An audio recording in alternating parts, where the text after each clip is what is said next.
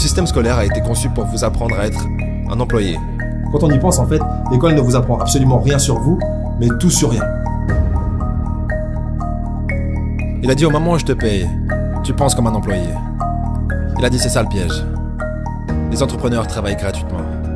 Donc la différence fondamentale entre un employé et un entrepreneur, c'est que l'employé a une mentalité d'individualiste, alors que l'entrepreneur a une mentalité collective. Si vous êtes pauvre, vous serez toujours pauvre. C'est transmis génétiquement. C'est ça la chose effrayante. Est-ce que les gens riches grincent des dents et disent « Ne leur dites pas, Oui, Robert ». oui. Ne dis pas aux gens ce que tu sais. Laisse les pauvres. Dans cet épisode avec Robert Kiyosaki, l'auteur du livre Père riche, Père pauvre, vous allez découvrir comment est-ce que les riches deviennent de plus en plus riches et pourquoi est-ce que les pauvres ont malheureusement beaucoup de chances de le rester. C'est parti.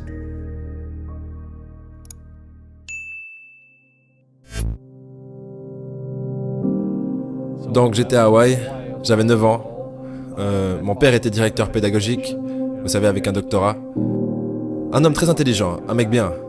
Et pour une certaine raison, nous avons déménagé de l'autre côté de la ville. Et j'ai été dans une école avec des enfants riches. Quand soudainement, j'ai réalisé que j'étais pauvre parce que c'est relatif. Vous savez, comme Einstein l'a dit, tout est relatif. Et donc je me souviens lever la main quand j'avais 9 ans, en parlant à ma professeure de CM1. J'ai dit, quand est-ce qu'on va apprendre des choses sur l'argent ? Elle a dit, on n'enseigne pas l'argent à l'école. Et j'ai dit, pourquoi pas ? Et elle ne pouvait pas me répondre. Elle est devenue très frustrée. Elle a dit, assieds-toi, prends ta place. Parce que le système scolaire ne vous apprendra jamais rien à propos de l'argent. Le système scolaire a été conçu pour vous apprendre à être un employé. Ce qui est important, ou un docteur, ou un avocat, un spécialiste. Mais jamais des choses au sujet de l'argent. Et ensuite, je suis devenu curieux. J'ai dit, pourquoi est-ce qu'on n'apprend rien sur l'argent ? Elle a dit, va demander à ton père, c'est mon patron. Mon père était le directeur pédagogique. Je rentre à la maison et je lui demande, donc pourquoi est-ce qu'on n'apprend rien sur l'argent à l'école ? Et il m'a regardé et il m'a dit, parce que le gouvernement ne nous laisse pas enseigner cette matière. Le gouvernement nous dit ce que nous pouvons enseigner et ce que nous ne pouvons pas enseigner. Si tu veux apprendre des choses sur l'argent, pourquoi est-ce que tu ne vas pas demander au père de ton meilleur ami des choses à ce sujet ? Parce que le père de Mike est un entrepreneur. Et j'ai dit, qu'est-ce que tu es toi ? Il a dit, je suis un employé. Je suis un employé du gouvernement. Il a dit, la différence, c'est qu'un entrepreneur doit connaître l'argent. Ou alors, il n'est plus entrepreneur. Et il a dit, un employé n'a rien à connaître sur l'argent. Parce que le gouvernement s'en occupera et l'entreprise s'en occupera. Donc, ça a été la fin de mes années d'école, parce que je comprenais ce qu'est un faux professeur. Un faux professeur est quelqu'un qui veut juste un travail. Et ils enseigneraient n'importe quoi. Vous savez, ils enseigneraient comment cirer des chaussures si vous les payez plus. Mais ils ne savent pas vraiment ce qu'ils enseignent. Et dans la vie, l'une des choses que je suggère aux gens, vous devez trouver un vrai professeur plutôt qu'un faux professeur. Et un faux professeur, c'est quelqu'un qui ne fait pas ce qu'il enseigne. Et un vrai professeur fait ce qu'il enseigne tous les jours. Donc mon comptable, mon avocat sont là-dedans tous les jours. Et c'est comme ça que j'ai appris, parce que chaque jour je résous des problèmes dans mon business. Deux choses importantes que l'école ne vous apprend pas. La première, Robert Kiyosaki vient de le dire, on vous apprend rien sur l'argent. Et le peu qu'on vous apprend en réalité, c'est des choses qui sont totalement fausses. En tout cas qui portent à confusion. On vous dit qu'un actif, ça peut être votre maison, si vous l'avez acheté. Mais en vrai, si vous achetez une maison, vous remboursez une dette, vous payez des intérêts et vous payez des assurances. Donc tous les mois, de l'argent sort de votre poche. Et selon le concept du livre Père riche, Père pauvre, un actif, c'est quelque chose qui met de l'argent dans votre poche. Et un passif, c'est quelque chose qui prend de l'argent dans votre poche. Donc ça veut dire que si vous achetez une maison mais que vous payez des intérêts tous les mois, c'est un passif. Donc j'imagine que pour la plupart d'entre vous, votre seul, entre guillemets, actif, c'est votre salaire. Mais si on y réfléchit bien, c'est aussi un passif sur un élément très important, qui est votre temps. Parce que vous pouvez gagner toujours plus d'argent, mais vous ne pouvez pas récupérer votre temps. Et lorsque vous travaillez dans un job que vous n'aimez pas, pour un salaire, ok, vous avez un actif, ce salaire, mais vous avez un gros passif sur votre temps. Et ça, c'est quelque chose à comprendre, je pense, parce que c'est ce qui m'a motivé personnellement à créer des assets, des actifs, à côté de mon asset qui était mon salaire. La deuxième chose que l'école ne vous apprend pas, c'est apprendre à apprendre. Quand on y pense, en fait, l'école ne vous apprend absolument rien sur vous, mais tout sur rien. Moi, c'est ce que je ressens. Parce que vous apprenez pas à gérer votre système émotionnel, vous apprenez pas à mémoriser, vous apprenez absolument pas à utiliser votre propre système d'exploitation, ce qui est votre corps, votre cerveau.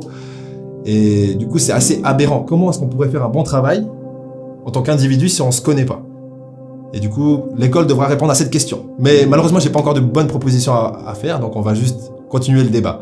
Donc la deuxième chose que l'école ne vous apprend pas, c'est apprendre à apprendre. Lorsque vous apprenez, en fait, vous êtes gavé d'informations théoriques, mais que vous ne passez pas à la pratique, en fait, on ne vous apprend pas à faire des choses, on vous apprend à être un théoricien. Et ça, c'est un réel problème, parce que l'école n'est pas là pour créer uniquement des profs, mais aussi des gens qui peuvent créer de nouvelles choses et résoudre des problèmes qui n'ont pas encore été résolus. Donc une astuce, parce qu'on n'est pas là seulement pour se plaindre. Lorsque vous apprenez à faire du surf, vous lisez un livre, comment faire du surf. C'est important d'après d'aller faire du surf. Sinon ça sert à rien. Ça c'est logique. Mais si vous apprenez quelque chose que vous ne pouvez pas tout de suite pratiquer, ça arrive assez souvent. Dans ce cas-là, je vous recommande de jouer le rôle du prof. C'est-à-dire, une fois que vous avez appris quelque chose, allez l'apprendre à quelqu'un. Ce qui vous permettra d'intégrer en fait l'idée que vous savez ce que vous apprenez. Et du coup, vous le savez mieux. Donc j'étais ce gamin, complètement confus.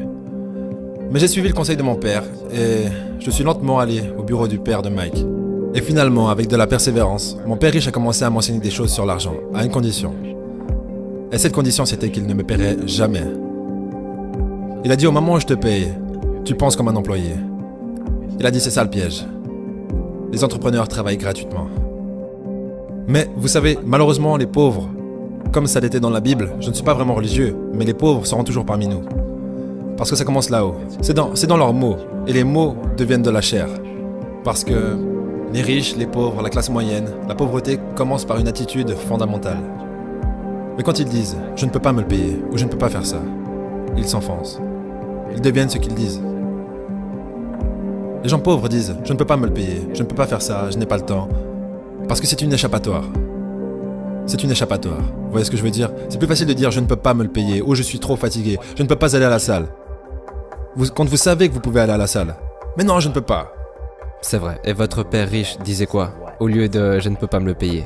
Comment est-ce que je pourrais me le permettre? Comment je peux faire ça? Vous savez, qu'est-ce que ça demanderait? Ou pourquoi est-ce que je devrais faire ça? Il dit, une question ouvre l'esprit. Une affirmation ferme l'esprit. Donc vous voyez, quand vous dites « je ne peux pas me le permettre », votre esprit se ferme. Et vous devenez ce que vous dites. Vous savez, les gens disent « eh bien l'argent n'est pas vraiment important pour moi ». Alors, si l'argent n'est pas important pour vous, l'argent n'est pas important pour vous.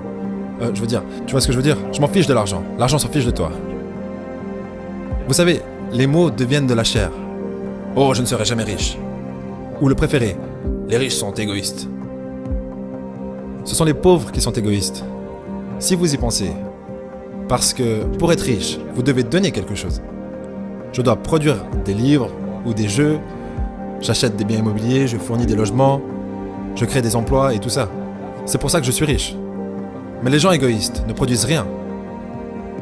Oh non, ce sont les riches qui sont égoïstes. La pauvreté est transmise. Elle est enseignée dans les familles. Et la classe moyenne est enseignée dans les familles. Et donc, les gens là maintenant, qui sont assis à la maison, qui luttent financièrement et sont inquiets à propos de l'argent, ou juste malheureux, ils gagnent peut-être beaucoup d'argent mais sont juste malheureux de faire ce qu'ils font. Ça vous a probablement été enseigné. Vous savez, votre ego a été éduqué.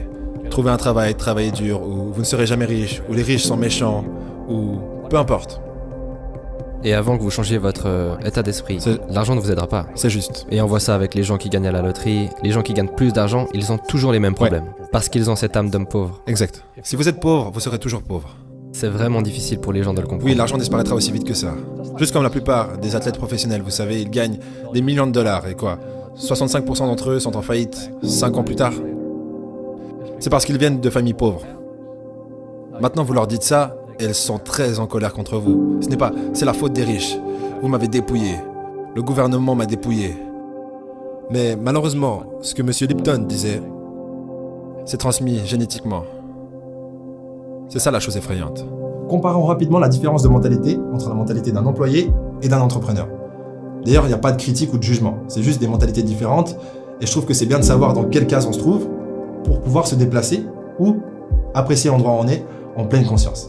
Donc l'employé dit que l'argent ne fait pas le bonheur, mais joue quand même à la loterie et travaille principalement pour son salaire et apporte en fin de compte de la valeur uniquement à son entreprise qui, elle, apporte de la valeur à sa clientèle.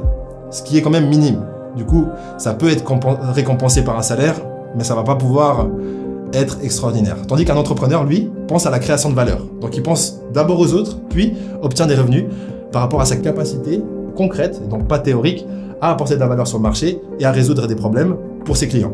En plus de ça, Lorsqu'il grandit, il offre de l'emploi. Donc la différence fondamentale entre un employé et un entrepreneur, c'est que l'employé a une mentalité d'individualiste, alors que l'entrepreneur a une mentalité collective. Vous savez, j'ai eu de la malchance aussi. J'ai eu des crises financières. J'ai eu des gens qui m'ont poignardé dans le dos. Mais tout va bien parce que j'ai grandi de ça. Et c'est ça la spiritualité. Vous savez, les gens qui ont peur de faire des erreurs, comme ils l'enseignent à l'école, ils n'ont pas de croissance. Vos 2 premiers business. Le business de porte-monnaie était au top et a échoué. Ouais. Et le suivant était au top et a échoué. Mais vous ne serez jamais arrivés ici n'avais pas échoué. sans ces, entre guillemets, mauvais événements. Devrait-on arrêter d'utiliser ce mot mauvais? Oui, chaque fois. Non, chaque fois que j'ai échoué, c'était genre, bien, ok, qu'est-ce que j'ai appris? Et les gens en général, la raison pour laquelle ils sont pauvres, c'est parce qu'ils n'ont pas échoué. Vous savez, ils jouent tellement à la sécurité. Ils n'ont fait aucune erreur, comme ils l'ont appris à l'école. Ça veut dire qu'ils n'apprennent rien. C'est pour ça que le système scolaire est en fait fondamentalement corrompu. Il est anti-éducation. D'accord. Ne faites pas d'erreur et ne demandez pas d'aide. Et si je n'avais pas demandé de l'aide, vous savez, j'ai mes comptables, mes avocats, mes banquiers et tout ça. Tu sais, je rentre dans le business comme une équipe de rugby.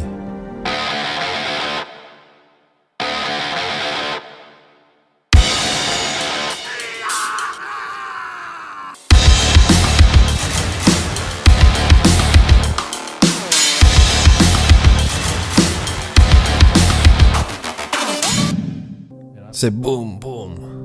Et on botte des culs. Vous savez, le jeu du business se joue avec des comptables, des avocats, des banquiers, et je déteste le dire, et des politiciens. Vous devez connaître le jeu. Donc ce que je dis aux jeunes, c'est, vous savez, trouvez votre jeu. Donc mon jeu financièrement, c'est le business en numéro 1 et en second l'immobilier. Et c'est pour ça que je ne paye pas de taxes. Et c'est pour ça que Trump ne paye pas de taxes. Légalement. C'est une combinaison de business et d'immobilier qui nous donne un avantage injuste sur les employés. Vous savez, Einstein a dit que l'imagination est plus importante que la connaissance. Mais la connaissance renforce l'imagination. Et c'est ce dont la plupart des gens manquent. C'est de la vraie connaissance du business. Comme la comptabilité. Vous savez, comme les dettes, comme les taxes. Vous devez connaître ces choses, mais ils ne l'enseignent pas à l'école, à personne. Donc aujourd'hui, quand les gens me demandent ce que je fais, ils me connaissent en tant que l'auteur de Père riche, Père pauvre. Je dis juste, je joue au Monopoly. Donc je possède des serres, je possède des grands hôtels, je possède des puits de pétrole, des cours de golf, des business. Je joue juste au Monopoly. C'est tout ce que je fais. Je n'ai pas besoin d'un travail, je n'ai pas de retraite, je n'ai pas besoin de retraite. Je ne veux pas que le gouvernement prenne soin de moi, mais je ressens la responsabilité sociale d'enseigner. Vous voyez, les gens me disent, pourquoi tu donnes pas de l'argent aux pauvres? Le seul problème avec ça, c'est que ça crée plus de pauvres. Donne un poisson à un homme et il pêche, il mange un jour. Ouais, vous donnez un poisson à un homme, et vous avez beaucoup de gens qui veulent plus de poissons. Mais vous leur apprenez à pêcher. Est-ce que les gens riches grincent des dents et disent « Ne leur dites pas, Robert ». Oui. Ne dis pas aux gens ce que tu sais. Laisse les pauvres. On va tout de suite voir ensemble les étapes d'employé à millionnaire, voire milliardaire. Mais avant ça, je vous propose le livre de Robert Kiyosaki, Le cadran du cash flow. Pour ceux qui n'ont pas encore lu Père riche, Père pauvre, je vous conseille d'abord Père riche, Père pauvre. Ça crée une bonne fondation pour ensuite passer au deuxième livre qui est Le cadran du cash flow. Les 2 liens sont dans la description. Si vous n'avez pas encore de compte Audible, le premier livre audio est gratuit. C'est vraiment 2 livres que j'ai lus, enfin que j'ai écoutés plutôt, et que je vous recommande pleinement. Surtout si vous voulez vous lancer sur votre quête d'indépendance financière. Du coup, comment passer d'employé à multimillionnaire en quelques mots? Là, c'est juste le schéma. Je vous invite à faire plus de recherches. D'ailleurs, on va traiter le sujet plus en détail à l'occasion.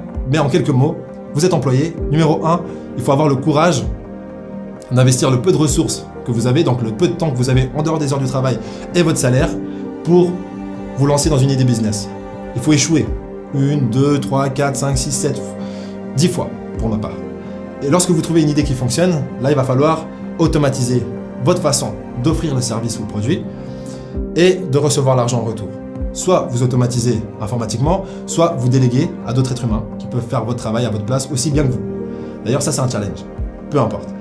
L'étape suivante, c'est de créer une autre source de revenus avec les bénéfices de la première source de revenus, pour ne pas payer d'impôts sur vos sources de revenus et sur vos bénéfices surtout en fait. Du coup, vous créez une deuxième source de revenus, une troisième source de revenus, vous investissez tous les bénéfices pour l'entreprise et lorsque vous êtes prêt